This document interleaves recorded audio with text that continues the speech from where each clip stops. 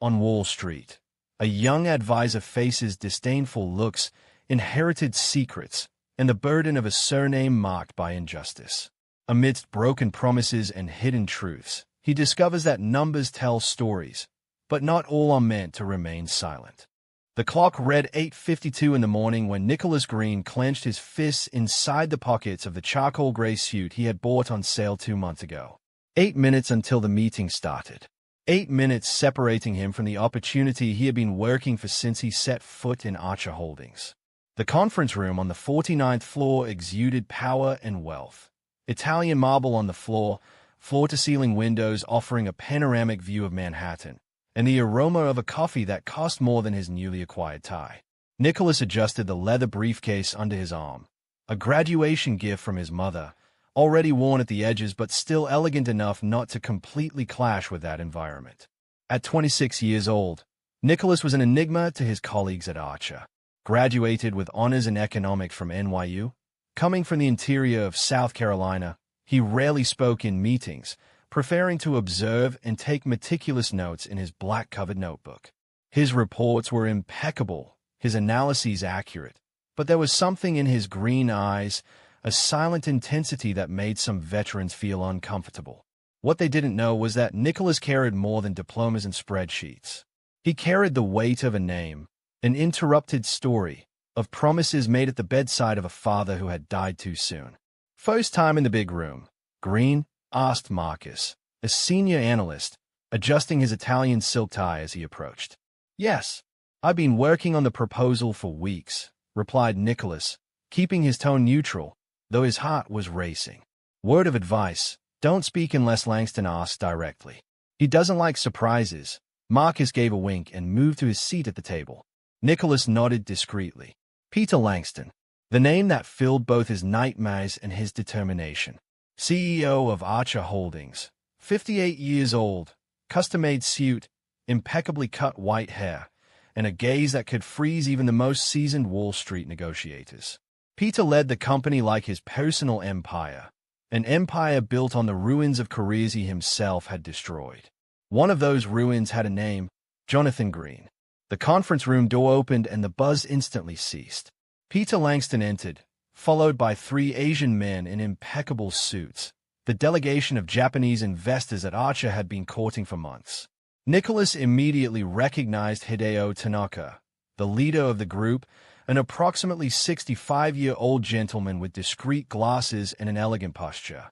"Gentlemen, welcome to Archer Holdings," announced Peter, his voice filling the room with unwavering authority. "Let's get down to business.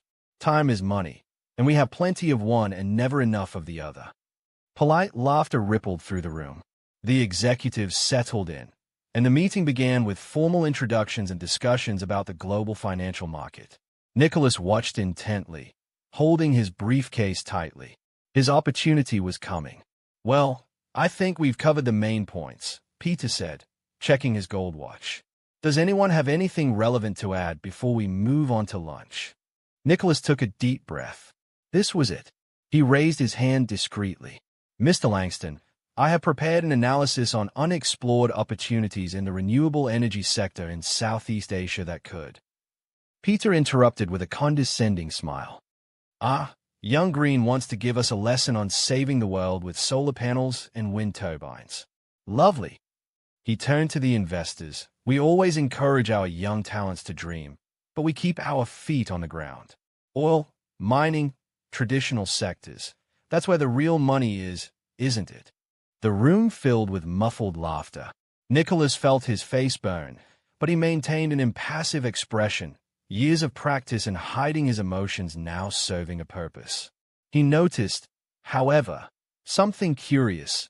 Hideo Tanaka was not laughing. On the contrary, he was observing Nicholas with a peculiar intensity, almost familiar. "I understand, sir," said Nicholas, calmly gathering his papers. "I just thought that diversification strategies might interest the Tanaka Group, considering your recent investments in Kyoto." A momentary silence hung in the room. Tanaka's eyes widened slightly, clearly surprised that this young analyst knew about his conglomerate's undisclosed moves. Peter quickly regained control. "Excellent. but we've already taken up too much time. Shall we have lunch, gentlemen? As everyone stood up, Nicholas noticed Tanaka discreetly approach him. Green-san, the Japanese man said in a low voice. Your last name, by any chance, is it related to Jonathan Green? Nicholas felt his heart skip a beat. That was my father, sir. A glimmer of recognition passed through the eyes of the elderly Japanese man. Interesting. Very interesting. That night, in his small apartment in Queens, far from the glamour of Manhattan, Nicholas contemplated the modest view from the kitchen window while spinning an old pocket watch between his fingers. It had belonged to his father, as well as the set of documents spread across the worn dining table. Jonathan Green had been a respected analyst at Archer Holdings 20 years ago, a man of principles who believed that numbers should tell true stories. When he discovered accounting irregularities in a major Asian project, he did what he considered right. He reported it to his superiors. A week later, he was fired for incompetence, his reputation destroyed by rumors of alcohol issues that had never existed. 6 months later, a heart attack took Jonathan Green, leaving behind a devastated wife, a 6-year-old son, and a folder full of documents that no one wanted to see. Nicholas never forgot the promise he made to his father in the hospital. I will clear our name, Dad. I will prove that you were right. Among the papers yellowed by time, there were correspondences, financial analyses, and a photo, his father next to a young Japanese executive during a conference in Tokyo. On the back, a note, with Hideo Tanaka, someone who still believes in honest numbers. Nicholas's phone vibrated, pulling him from his memories. A text message from an unknown number. Mr. Green, I would like to continue our conversation. Hotel Peninsula, 10 a.m. tomorrow. H. Tanaka. The next morning, the luxurious lobby of the Peninsula contrasted with the nervousness Nicholas felt inside. Seated in a leather armchair, Hideo Tanaka looked smaller, more human than in the meeting room. My young friend, the Japanese man began after the formal greetings. I rarely forget a face, and yours immediately reminded me of Jonathan. The same determined eyes. Nicholas nodded, controlling his emotion. Did you know him well? We worked together briefly. He was an honorable man in a world that rarely values honor. Tanaka paused. What happened to him was regrettable, unfair. Then you know. I know some things. I suspect others. The elderly man adjusted his glasses.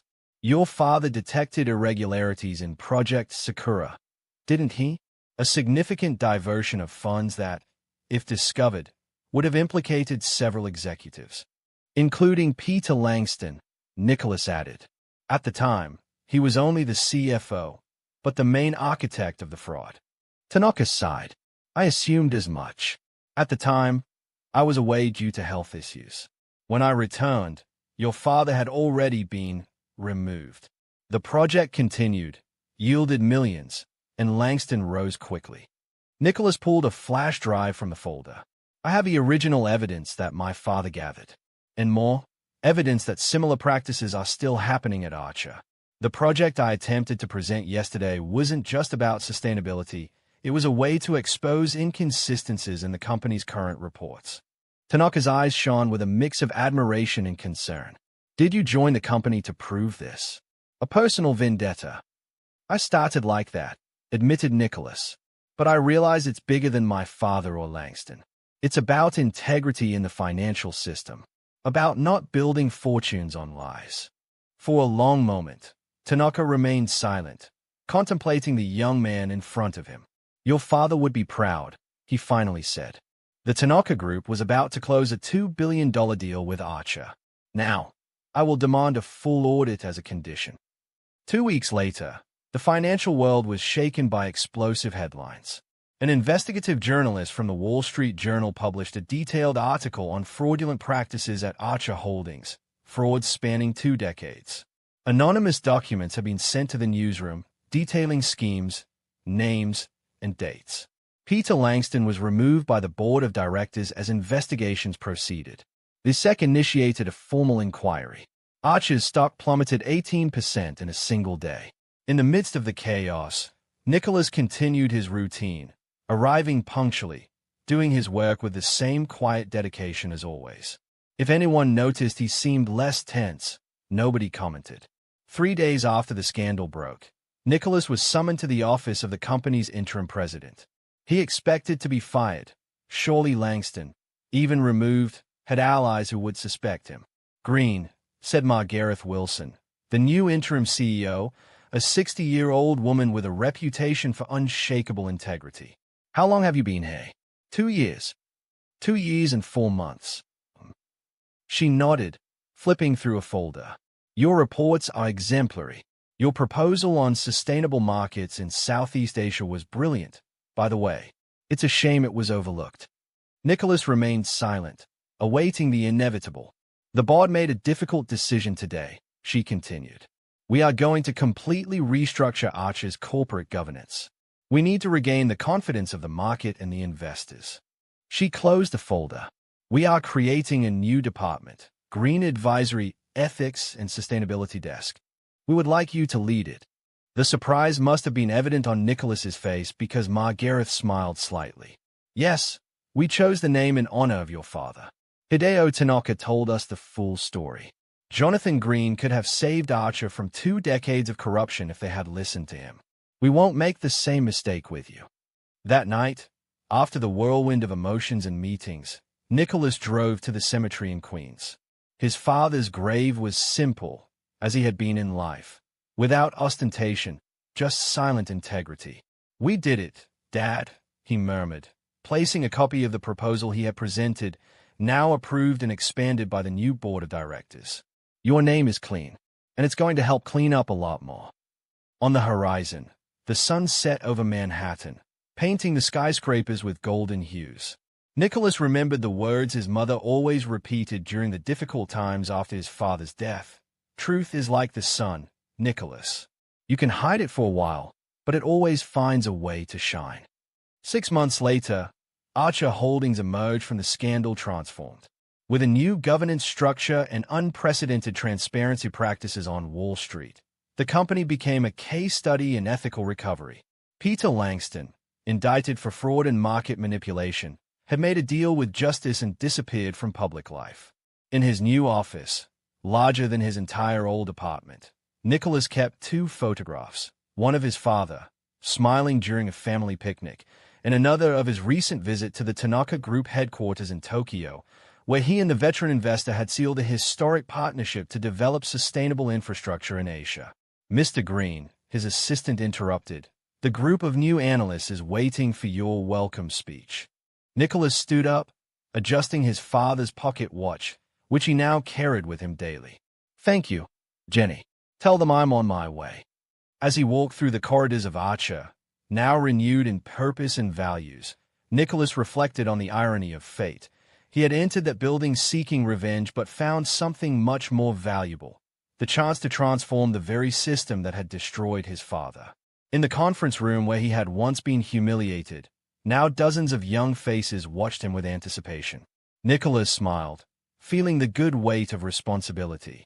"Welcome to Archer Holdings," he began. "Hey, we believe that numbers have power, but they also carry responsibility. They tell stories, and we choose to tell true stories.